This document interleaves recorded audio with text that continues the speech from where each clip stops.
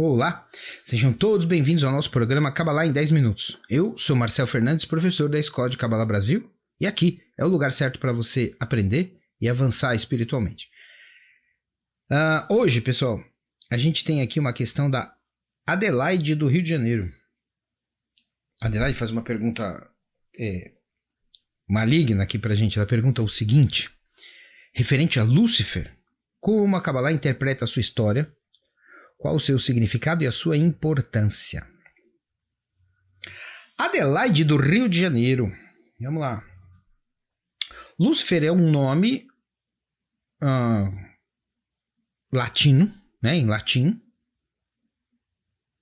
daquilo que se acredita ser um anjo caído, o principal anjo de Deus, o tal do portador da luz que caiu e etc e tal. Não é assim, né, que a gente aprende aqui no Ocidente?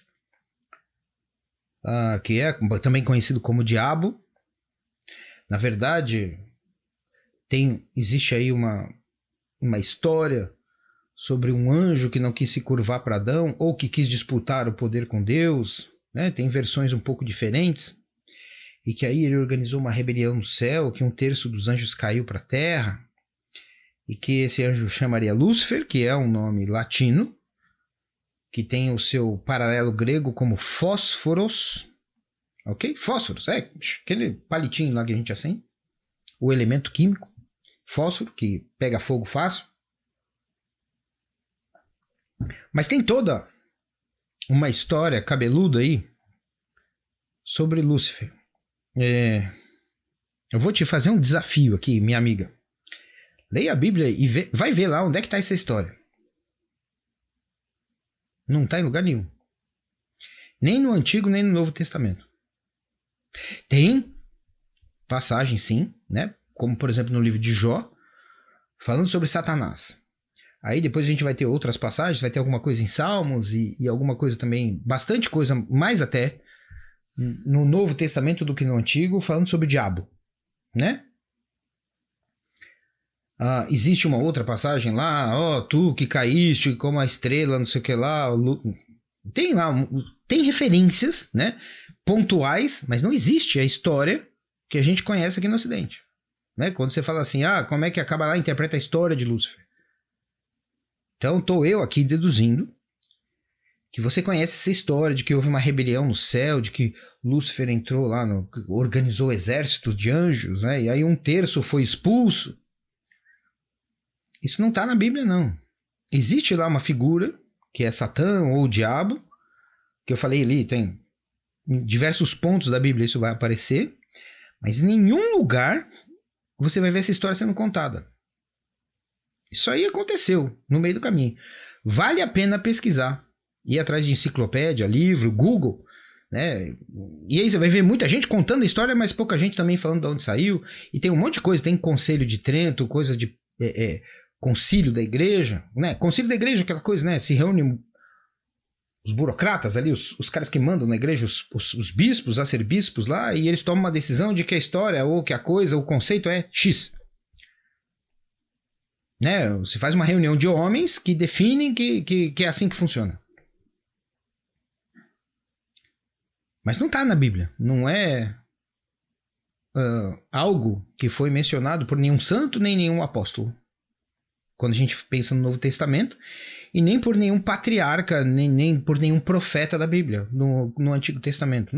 Essa história não está lá. Existe a figura do diabo, mas não existe a história da rebelião, que 1/3 de anjo caiu do céu, etc e tal. Então, a Cabalá não vai interpretar uma coisa que saiu da cabeça das pessoas. Que alguém inventou isso. Isso por algum motivo tomou corpo, né? Como qualquer outra história. E que muitas vezes as pessoas levam isso a sério. Entende? Isso aí não é uma instrução divina. Não tem uma instrução divina sobre Lúcifer, né? Agora, a figura de Har-Satã, ou a figura do diabo, aí a gente pode dizer outra coisa, né? Um equívoco que a gente não deve cometer é imaginar que existem duas grandes forças no universo antagônicas, como é explicado na religião zoroastriana, do acho que é zoroastriana que fala, né? A religião de Zoroastro, dos persas.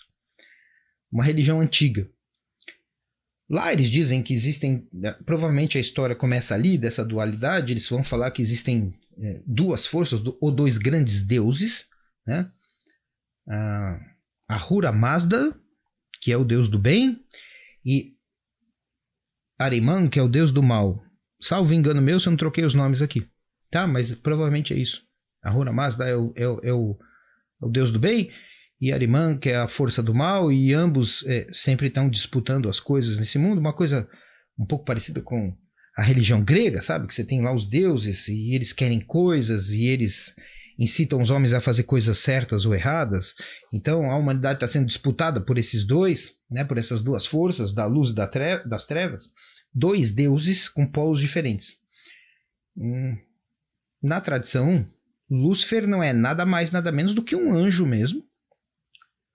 Entenda anjo aí como uma emanação, uma força de Deus que promove algumas ações de Deus aqui na Terra. Não como exatamente um intermediário, uma criatura intermediária, mas imagina aí como uma transmissão da força divina provocando situações aqui na Terra sob o comando do Criador.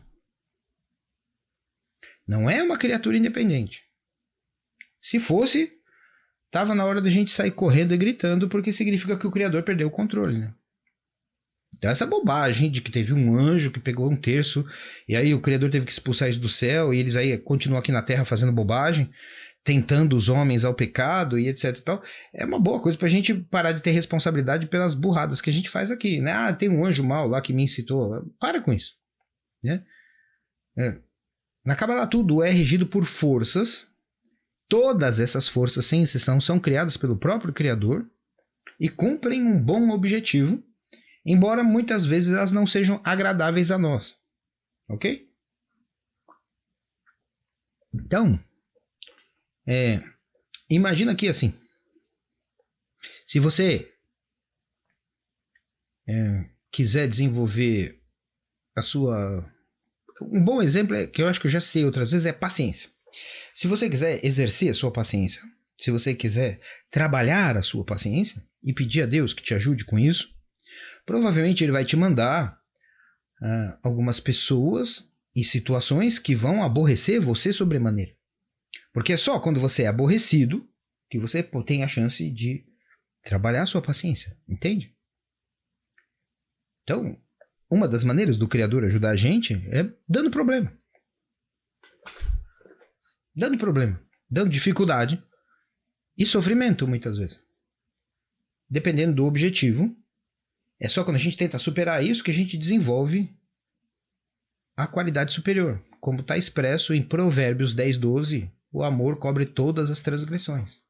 A transgressão precisa existir para que o amor a cubra. Senão, nada faz sentido. Entende?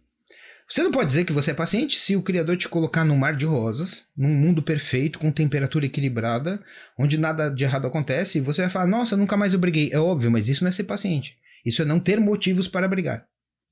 Se você quiser testar a sua coragem, o Criador vai ter que te mandar coisas que te deem medo, que te assustem.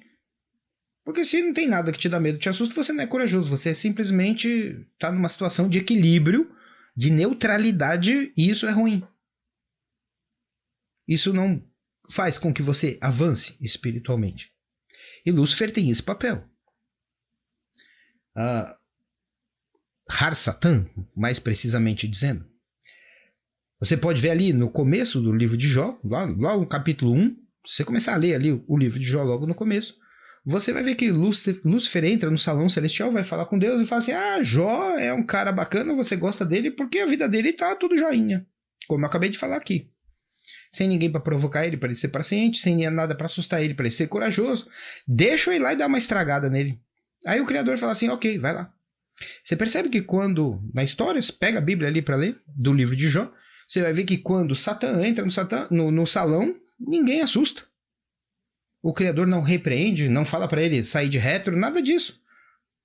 É tudo ali parte das forças do próprio Criador. E aí, Satã é usado, a vida de Jó é desgraçada, porque Jó era espiritualmente muito grande, e a missão de Jó, o teste, vamos dizer assim, de Jó, era passar por cima de tudo isso e se tornar ainda maior.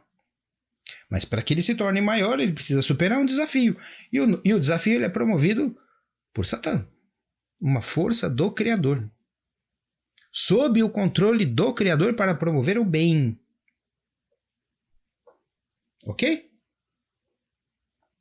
Para o nosso pensamento tolo ocidental, o bem é quando tudo está certinho, né? É quando eu tenho muito dinheiro na conta, quando a minha aparência está boa, quando a temperatura não está quente e não está frio, quando eu sempre chego 5 minutos adiantado, quando a conversa é sempre agradável, quando a comida está muito bem temperada, quando o meu marido ou minha esposa não me aborrece, quando os meus filhos estão indo bem na escola. Isso é uma vidinha cor-de-rosa sem graça, né? Que não vai fazer você avançar para lugar algum. Mas todo o sofrimento, ele tem um papel na nossa vida. E tudo isso é enviado por Deus. Jó é um exemplo, e sobre essa questão do sofrimento de que Deus está no controle de tudo, Isaías 45, versos de 5 a 7. Eu faço o bem, eu faço o mal. Eu, o Senhor, faço todas essas coisas. Vai lá que está escrito lá. Tá bom? Agora, a história é história. E sendo história sem H, né? Sendo uma história, a Kabbalah não se preocupa com isso. A Kabbalah vai mostrar para nós como é que a coisa funciona de verdade, através de forças na natureza que nos sujeitam para a direita ou para a esquerda. E é através da nossa luta com essas forças que a gente avança. Por isso que Jacó, na história de Jacó, ele tem o nome dele mudado para Israel depois que ele luta com um anjo durante a noite inteira. E depois esse anjo vai lá e muda o nome dele de Jacó para Israel. Se não tivesse a luta, ele continuaria sendo apenas Jacó, e não Israel, o pai de toda uma nação com 12 tribos. Tá bom? Pessoal, espero ter ajudado. Muito obrigado e até o nosso próximo programa Kabbalah em 10 minutos.